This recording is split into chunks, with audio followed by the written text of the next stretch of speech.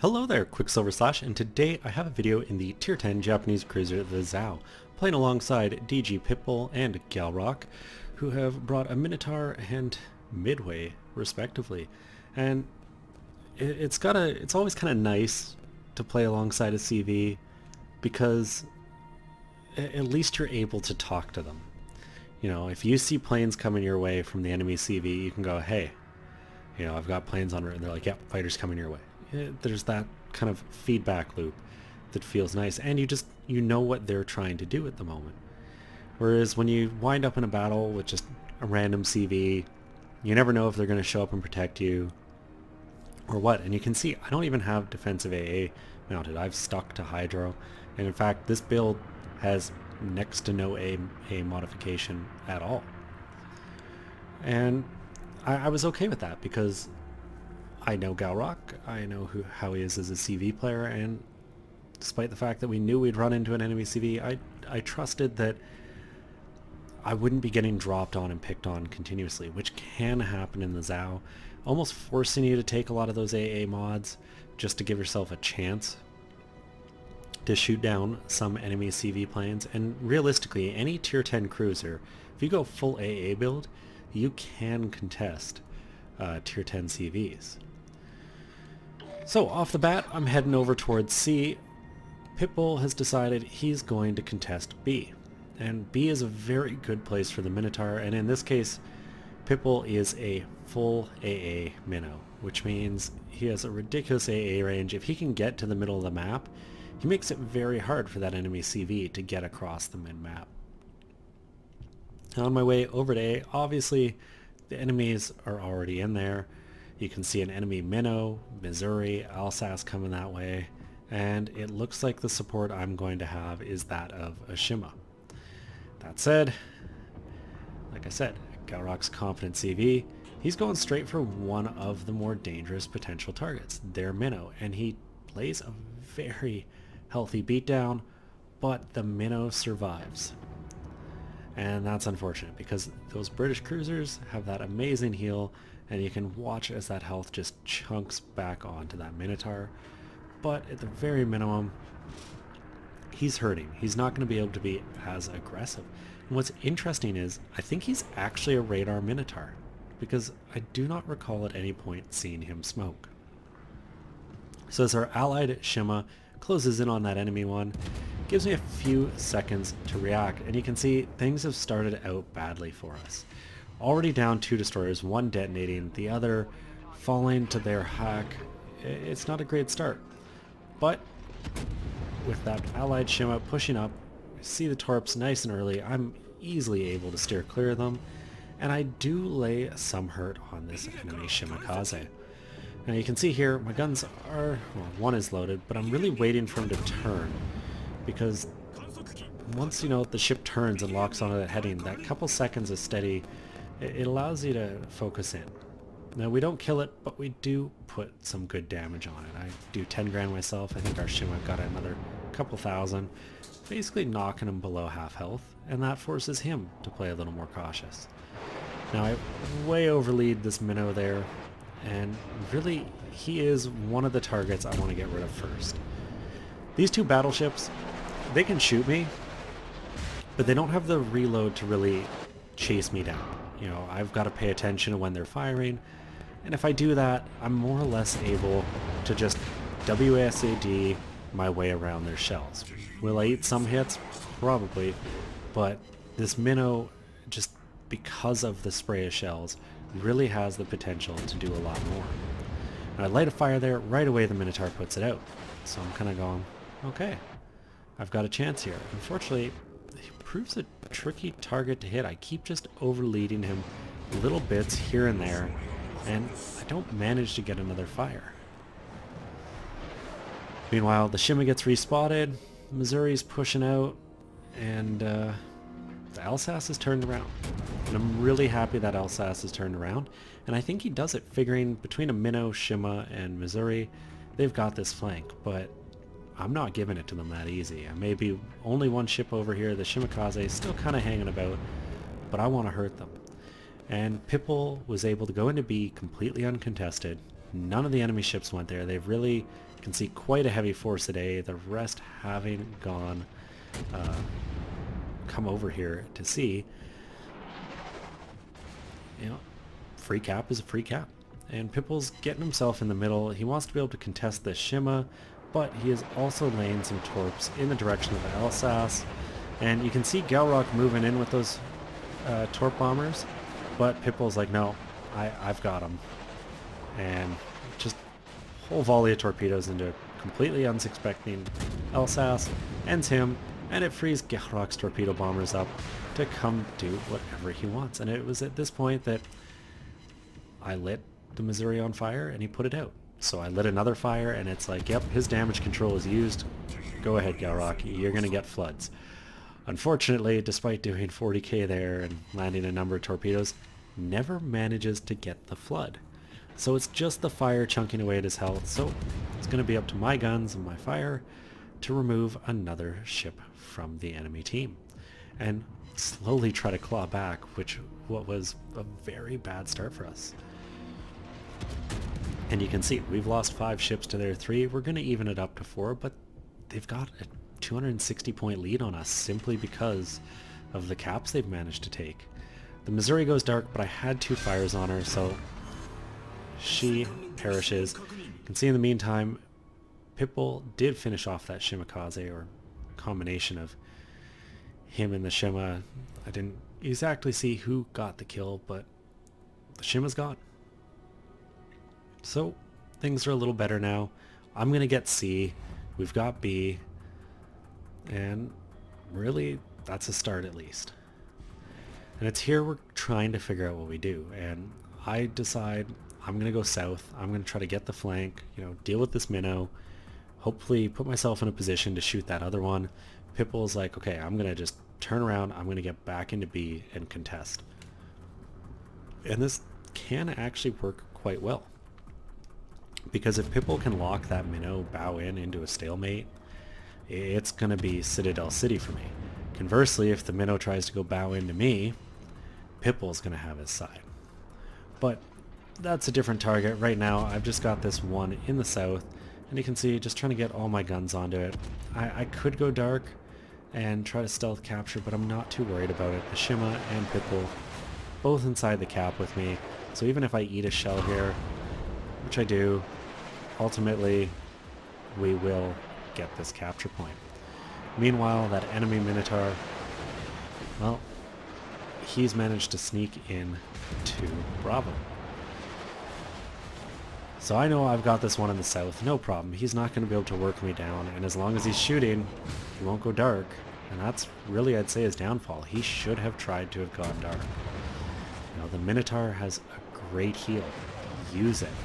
Continuously shooting really isn't giving yourself the opportunity.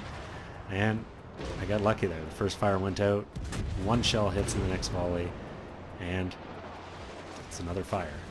So another volley or 2 here ought to be enough to finish him off. Unfortunately, the shell's just not quite hitting where I want them to. So he's still alive for now, but I know when I do hit him, he's going to go down. And he keeps firing. When you're in a stealth cruiser, go dark. So, just as I was speaking to a little earlier, you can see Pipple's really almost guaranteed this enemy Minotaur is stuck. Rimmy Tim Job. He's going to be the next target. And, I've got AP loaded.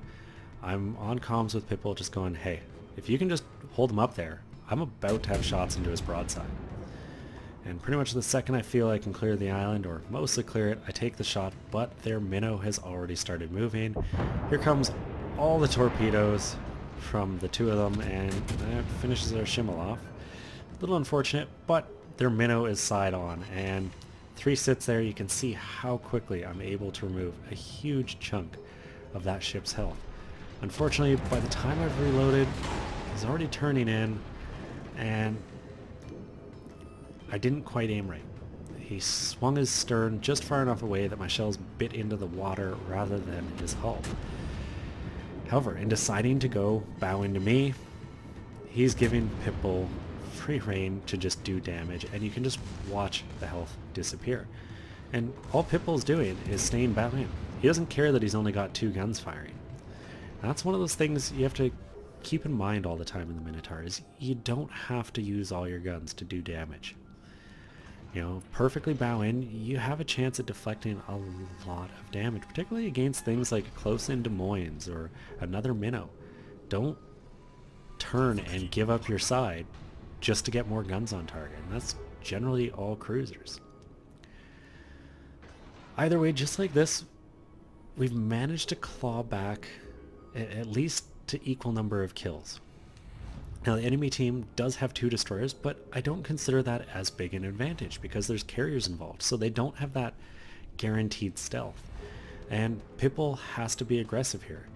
You know, the Yu Yang, he's got torps. They're more than likely going to hurt. And you can see I was kind of kiting the one way. I decided, no, I'm going to turn around. I'm going to get as close as I can to this Yu Yang and really make sure I can engage him as long as possible. And the second I start firing, I think he's like, oh shoot, I'm in trouble, slams the brakes on and decides to smoke. Little does he know our carrier is waiting for just that. There's the smoke, he's slowing up, and you can see the torp bombers on their final attack run. Galrock confirming he's already got this. He knows where that DD is. Can only move so fast in smoke. 3 of the torps catching that Yu Yang, finishing him off, and I just don't sail in a straight line and manage to avoid the enemy torpedoes. So with Pitbull capturing B, and really us in a much better position, you can see Pitbull pinging the map. It's like, you know, you go south, I'll go mid, let's get this Donskoy into a crossfire. And, well, that's what we're intending to do, and you can see the Donskoy shooting at the Iowa, and the Iowa is almost dead. 1 or 2 volleys from that Donskoy is going to get him, but the Iowa is going to absolutely devastate that Donskoy. The 2 ships trading, and that really seals the game for us. There's no real way for that Z-46 to sneak around and get caps from us, and we're just going to push forward.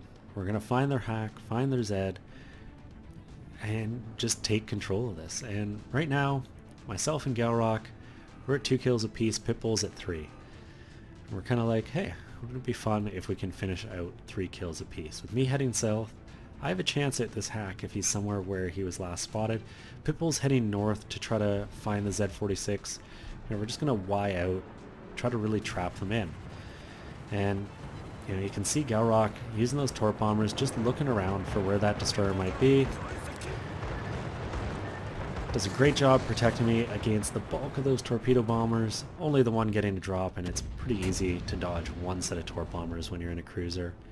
And, well, this hack is in trouble. I'm gonna run them straight down and just do every bit of damage I can to them. And I'm already at 122 and 2 kills, so already feeling good in this game. Really think I did my part over at sea. You know, between the group of us, we took out a lot of ships all in that small area. And, well, Galrock finds their Z-46, and you can see the torpedo bombers going in for a strike. And if you know what you're doing, doesn't matter if it's against a destroyer, you're gonna be able to do some damage to them. See Pitbull just opening fire. And unfortunately, the first volley doesn't go so great, but Galrock's really setting up. He's got 1 set coming from here, 1 coming from here, just forcing the destroyer to not really have an out. Meanwhile, I get my first fire on the hack. It puts it out. You can see torp bombers on their way. Galrock's got his fighters waiting for just that, because right now, that's who this hackeroo is going to attack, is me. It'd be silly to try to attack Pitbull or the Midway because they've got great AA. I don't. Fortunately, a friendly CV who's paying attention goes in for the strafe and gets a chunk of their planes here. It doesn't get them all, but that's life. I do still have some AA. I'm going to be able to shoot 1 or 2 of them down. And with the health I have, I'm feeling like I should survive. 5 of those torp bombers get through. It's kind of feeling like this might not go so well. I'm going to eat all of them. I survive. I mean, this game was over. That's part of why I was kind of cheeky and didn't do maybe as good a job as I needed to do dodging. I should have been turning into them, but I wanted the damage. And there we go. 2 fires going on that hack. It's a goner. Galrock got the kill on the Z46.